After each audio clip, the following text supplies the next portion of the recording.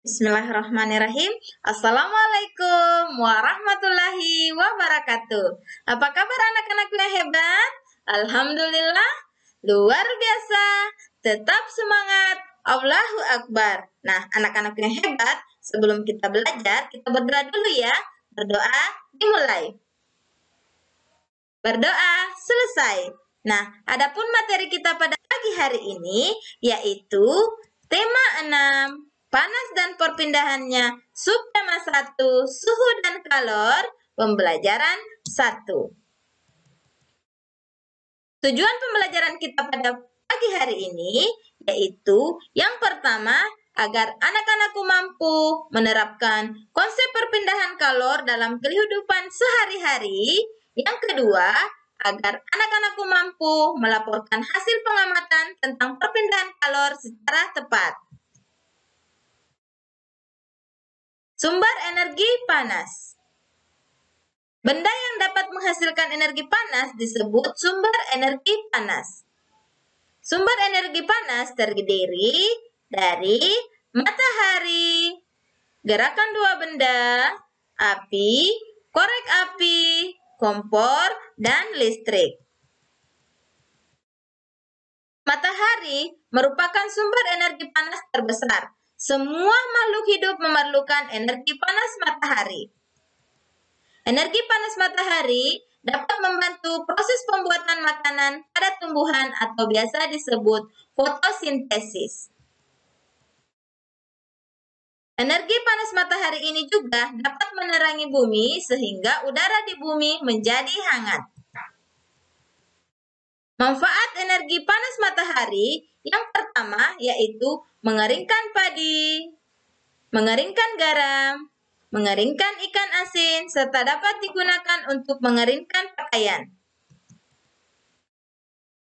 Gerakan dua benda juga dapat menghasilkan energi panas. Misalnya, kedua telapak tangan kita gosok, maka akan menghasilkan energi panas. Menggosokkan penggaris plastik dengan kain kering juga dapat menghasilkan energi panas. Ternyata, selain matahari dan gesekan antara dua benda, energi panas juga dapat diperoleh dari api. Nah, pada zaman dahulu, orang mendapatkan api dengan cara menggosokkan dua buah batu yang kering sampai keluar percikan api. Akan tetapi, pada saat ini sangat mudah untuk mendapatkan api, yaitu dari korek api dan kompor. Korek api atau pemantik merupakan alat yang digunakan untuk menyalakan api secara terkendali. Nah, kompor itu bisa menyala karena dalam kompor terdapat bahan bakar. Bahan bakar itu bisa berupa gas ataupun minyak. Nah, sumber energi panas yang terakhir yaitu listrik. Energi listrik ini bisa diubah menjadi energi panas dan dimanfaatkan untuk alat yang membantu manusia. Contohnya, alat penanak nasi, setrika listrik, dan kompor listrik. Nah, anak-anakku yang hebat, ayo kita kerjakan lembar kegiatan peserta didik yang pertama tentang pemanfaatan sumber energi panas. Nah, kegiatan yang pertama yaitu menanak nasi.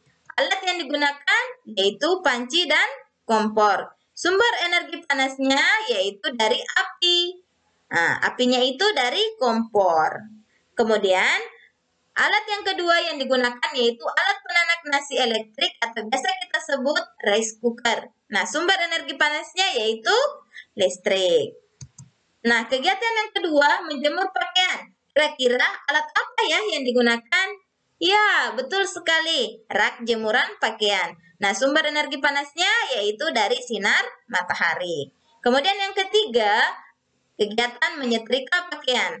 Zaman dulu kita masih menggunakan setrika arang. Nah, sumber energi panasnya yaitu dari arang. Kemudian alat yang digunakan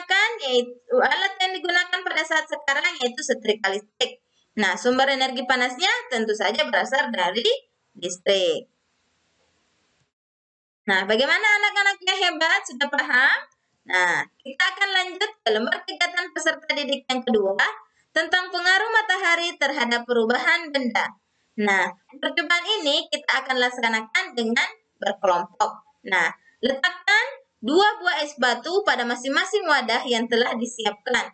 Wadah sebaiknya berukuran dan mempunyai warna dan bentuk yang sama.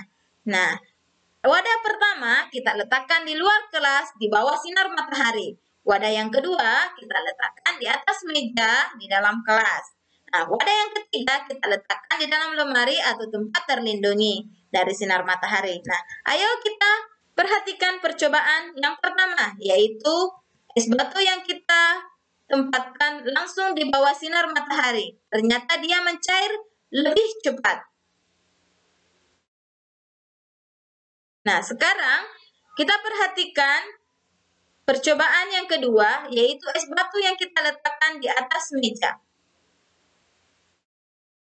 Ternyata es batu yang kita letakkan di atas meja ini, dia mencair lumayan lebih lama dibanding es batu yang kita letakkan di bawah sinar matahari.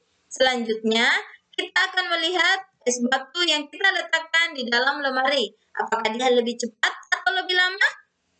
Wah, ternyata es batu yang kita letakkan di dalam lemari, dia lebih lama mencair ketimbang es batu yang kita letakkan di bawah sinar matahari dan di atas meja. Nah, anak-anakku yang hebat, setelah kita melakukan percobaan di atas, ayo kita jawab pertanyaan berikut ini. Bagaimana ukuran es batu pada ketika wadah tersebut? Ya, semua ukuran es batu sama. Kemudian yang kedua, manakah es batu yang akan mencair terlebih dahulu? Ya, es batu yang kita letakkan di bawah sinar matahari ternyata dia akan mencair terlebih dahulu. Mengapa? Jelaskan alasanmu. Karena es batu yang kita letakkan di bawah sinar matahari atau lapangan mendapatkan panas secara langsung dari sinar matahari. Yang keempat, tuliskan kesimpulan dari kegiatan yang telah kita lakukan tadi. Kesimpulannya yaitu, benda dapat berubah apabila diletakkan di bawah sinar matahari.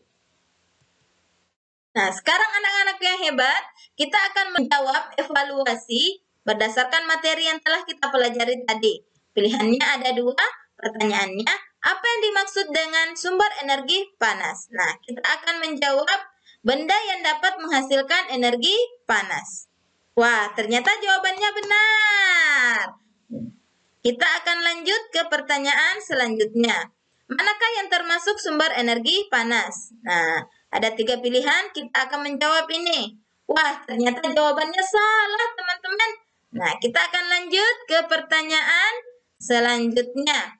Apa manfaat panas matahari bagi makhluk hidup? Nah, coba kita jawab yang ini. Wah, ternyata jawabannya benar. Tepuk tangan. Nah, selanjutnya kita akan jawab pertanyaan yang keempat. Mengapa api sangat penting dalam kehidupan manusia? Coba kita akan menjawab ini. Memompa air. Wah, ternyata jawabannya salah. Nah, coba kita klik yang ini. Wah, ternyata jawaban yang benar adalah ada di api dapat digunakan untuk memasak dan lain-lain. Nah, anak-anakku yang hebat, kesimpulan pembelajaran kita pada hari ini yaitu yang pertama, sumber energi panas adalah benda yang dapat menghasilkan panas. Contohnya matahari, api, dan listrik. Yang kedua, energi panas dapat dimanfaatkan untuk menjemur padi, menjemur ikan asin, memasak nasi, dan sebagainya. Nah, yang ketiga, benda dapat berubah bentuk apabila terkena sinar matahari. Nah, anak-anak yang hebat di rumah, sekian pembelajaran kita pada hari ini. Semoga apa yang Ibu sampaikan dapat bermanfaat di sisi Allah dan bernilai pahala di sisi kita semua. Sekian pembelajaran kita pada hari ini. Tetap patuhi protokol 5M, memakai masker, mencuci tangan dengan sabun, menjaga jarak, menjauhi kerumunan, membatasi mobilitas. Assalamualaikum warahmatullahi wabarakatuh.